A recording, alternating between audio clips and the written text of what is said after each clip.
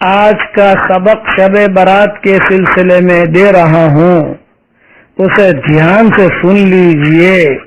ابھی شب برات آنے میں کچھ راتیں باقی ہیں، اس لیے دھیان سے سن لیجئے۔ پہلے سے دے رہا ہوں تاکہ شب برات آئے تو آپ کو پتا چلے کہ ہمیں کیا کرنا ہے۔ شب برات کو شب برات اس لیے کہتے ہیں کہ اس رات میں اللہ تعالی مجرموں کو معاف کر دیتا ہے۔ اللہ تعالی کی رحمت ٹوٹ ٹوٹ کے مخلوق پر برستی ہے۔ جتنے گنہگار ہوتے ہیں ان کو اللہ تعالی معاف کر دیتا ہے، جہنم سے آزاد کرتا ہے، بری کر دیتا ہے۔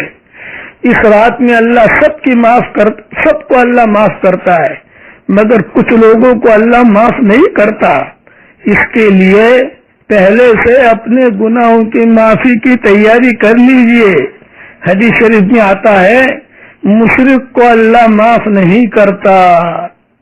نمبر 2، اللہ تعالی کینہ رکھنے والے کو معاف نہیں کرتا۔ مسلمان کے بارے میں کینہ، حسد، کپٹ، دل کے اندر برائی، بدگمانی، کسی کے بارے میں غل، کسی کے بارے میں برا سوچنا، کسی کے بارے میں دل کے اندر ٹوہ رکھنا، اللہ اس کو اس رات میں معاف نہیں کرتا۔ نمبر 3، شراب پینے والے کو اللہ معاف نہیں کرتا۔ نمبر 4، والدین کی نافرمانی کرنے والے کو اللہ معاف نہیں کرتا۔ نمبر 5، قطع رحمی کرنے والے کو اس رات میں اللہ معاف نہیں کرتا۔ نمبر 6، ٹخنوں کے نیچے ازار لٹکانے والے کو اللہ اس رات میں معاف نہیں کرتا۔ بعض لوگوں کے پتلونیں ایسی ہوتی ہیں جو نیچے ٹخنوں کے نیچے تک جاتی ہیں، بعض لوگ لنگیاں ایسی پہنتے ہیں جو ٹخنوں کے نیچے تک پہنتے ہیں، بعض لوگوں کو جبے ایسے ہوتے ہیں۔ اس رات میں اللہ ان کو معاف نہیں کرتا۔ مگر یہ ٹخنوں کے نیچے والے جو مسئلہ ہے یہ صرف مردوں کے لیے ہے، عورتوں کے لیے نہیں ہے۔ عورتوں کی میکسی لمبی ہو کوئی حرج نہیں، ان کا کرتا لمبا ہو کوئی حرج نہیں، ان کے لیے اس کی گنجائش اور اجازت ہے۔ تو اس لیے اس رات میں اللہ سب کو معاف کر دیتا ہے، تو اپنی معافی کا انتظام پہلے سے کر دیجئے۔ اس رات میں عبادت بہت کرنی ہے، قرآن بہت پڑھیے، نفلیں بہت پڑھیے آپ، اور کوئی خاص نفل کی اور یا کوئی خاص کہ بھی 12 نفلیں پڑھنی ہے، 100 نفلیں پڑھنی ہے، فلاں سورت پڑھنی ہے، ایسی کوئی چیز بھی حدیث سے ثابت نہیں ہے۔ بس رات میں جو ہے عبادت کرنا ہے اور خود عبادت کرنی۔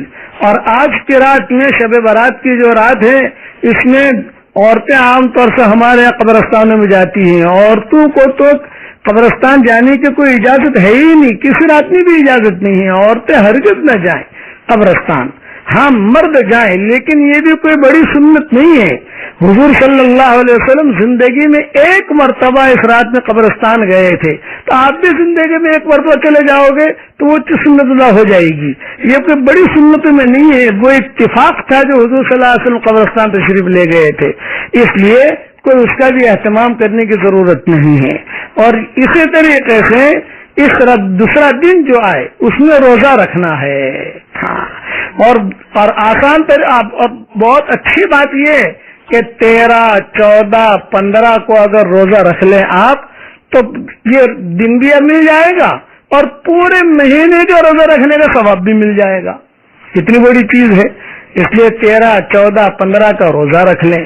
اور اس رات میں بس مختصر یہ کہ اس رات میں عبادت کرنی ہے، دوسرے دن روزہ رکھنا ہے، اور اس رات کے اندر سب کو اللہ معاف کر دیتے ہیں۔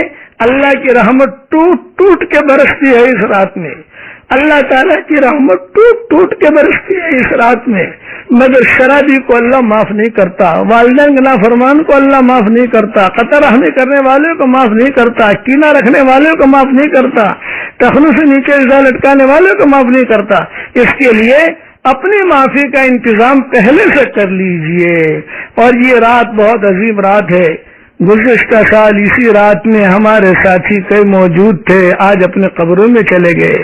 انہیں پتہ چلتا ہے کہ یہ رات آئی ہے، وہ اگر اللہ ان کو کہتے کہ 1 گھنٹے کے لیے آ جاؤ باہر تو خوشی خوشی آئیں گے اور اللہ کو منائیں گے۔ آج اللہ نے ہمیں وقت دیا ہے کچھ پتہ نہیں آئندہ سال کی شب برات ہمیں ملتی ہے کہ نہیں ملتی.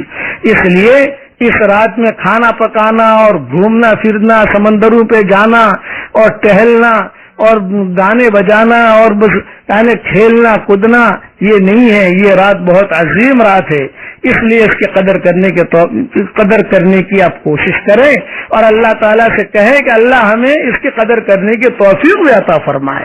خوب دعاؤں کا اہتمام کریں، خوب عبادت کریں، خوب لمبی لمبی نفلیں پڑھیں اور دوسرے دن روزہ رکھیں. اللہ تعالیٰ ہم سب کو عمل کرنے کی توفیق عطا فرمائے. السلام علیکم ورحمۃ اللہ وبرکاتہ. میرے لیے بھی، میرے بھی بچوں کے لیے بھی دعا فرمائیے گا. اللہ تعالیٰ ہم سب کو ہماری دعاؤں کو قبول کرے. میں بھی اس وقت مدینہ منورہ میں ہوں، انشاءاللہ میں بھی آپ لوگوں کے لیے دعا کروں گا. اللہ تعالیٰ ہم سب کو عمل کرنے کی توفیق عطا فرمائے.